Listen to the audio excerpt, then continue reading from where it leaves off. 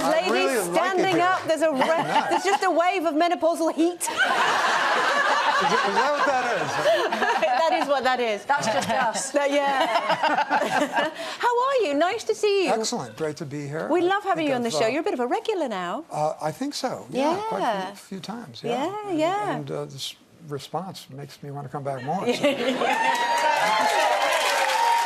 don't even have to pay them or anything. No cash. No cash. So, No. how would you feel if we offered you an internship here? To look after all our needs. You can say that on television? Tea? You make a good cup of tea, I've heard it. Tea, I can make tea. I can watch it. I know how to use a microwave oven. Do you? Yeah. OK, you're in. I've stared at many a coffee maker. And nothing happens. Then someone comes in and they push a couple of buttons and their coffee. Magically happens. You're a superstar. Have you ever had I think any... doesn't it take witchcraft to make coffee? Well, How do you do that? to make it well, yes. A Yeah. little bit of Properly. magic, definitely. I mean, throughout your career, have you ever had an intern come and work for you? Oh, yeah. Yeah, I've had a few, yeah. Is this a trick question? Yeah. You know what we're digging at? Average age, 20, what? No, I'm just kidding. So the question is what, like an older Yeah, intern? yeah. We heard Why you had not? Lionel Richie. Wow, and Lionel was a friend of mine until he heard that you said that. Well, we were looking for funny responses, you know, while getting ready to come on. Yeah, I think, you know, everything's changed. First of all, besides life expectancy being 20 years beyond. People are working longer. My grandfather believed that when you stop working, you're checking out. And he worked till his 80s, and when he stopped, he soon after checked out.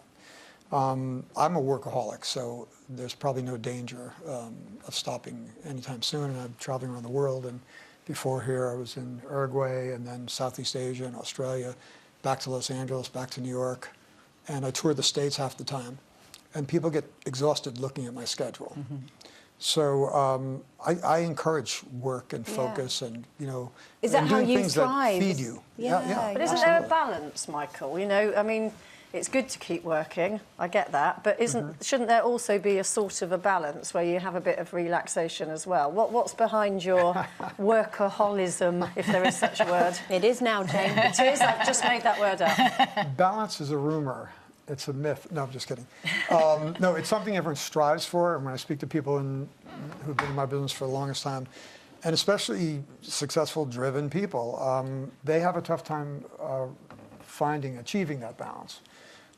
Most of the time, it's with family. In the music business and the arts, there's no 9 to 5. It doesn't exist. You're done when the creativity has reached a certain level. And if you're a perfectionist, you almost never reach that level. So the most successful people I know in the business, the toughest balance that they achieve is family, is enough time with their family, or families. Yeah, in of course. cases How do of you a lot make of record family time? producers. Well, let's see, I've done that.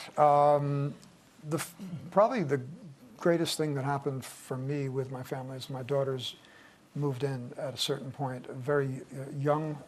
Are my daughters up Those there? are beautiful. Yeah. Lovely Oh, daughters. my God. Gorgeous. Oh, they are. What a great shot. That's very sweet. That's lovely, isn't it? And you're a grandfather Imagine if I turned now. around and I didn't know any of the people. Oh, you're doing having another. It's Lionel Richie's family. Lionel, hi.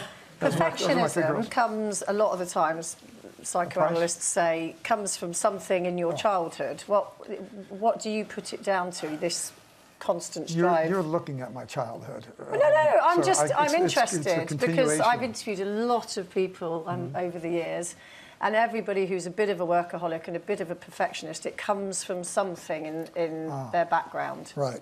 And I usually, if I'm speaking to people, I usually just ask them about their parents to find out, you know, what that's what, like finding out what the soil and the sun was like and the water of basically someone's life. Yeah. Neither one of my parents were workaholics.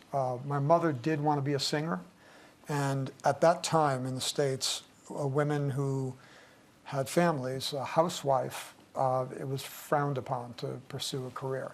So to a great extent, I lived out her dream.